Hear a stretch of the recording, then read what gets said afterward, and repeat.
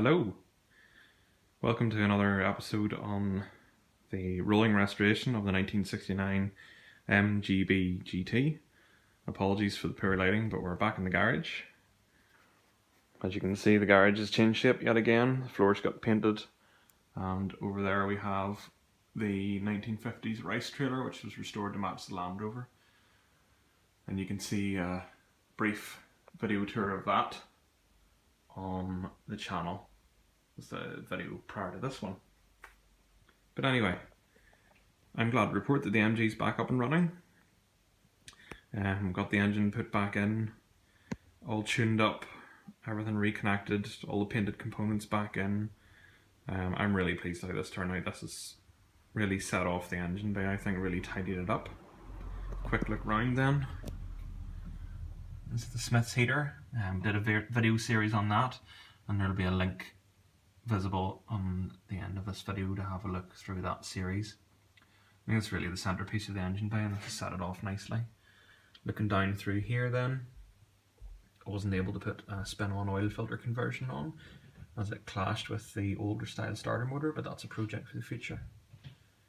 The alternator has been tidied up, looks like new I think, but it works perfectly, so didn't need to change it. Painted the fan, as you know, new coil in. I had a brand new distributor, but for some reason it wouldn't engage on the drive shaft with this distributor, so what I had to do was take the electronic ignition component out of the new distributor and put it into the old style distributor. That, in coupling with the new coil and silicon leads, is running like a clock really well, and I'll put a video up soon of it running. New thermostat housing, it was pretty messed up by the time I got the old one off. Brand new cylinder head, you'd hardly know it was there. It's a great job.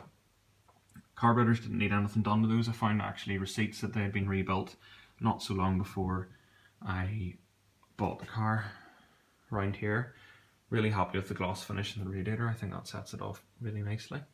Brand new oil cooler and pipe work going through there. All very nicely set off. 4 new spark plugs, of course. New oil filter, painted the gearbox bell housing there. Just nice contrast to the red engine and the red bodywork. All 4 new core plugs in, and I'm glad to report, if you just look under there, there is no water. That's just a bit that I missed to paint. So really is running so well. The oil's really clean. The water level's not dropping at all. Took it on a 30-mile trip. Just yesterday, having spent maybe a week or two tuning it, just every little bit at a time, setting the timing by ear. I did the old school method of having it too advanced and then backing it off little by little so that the pinking went away, and I have to say it's running really well.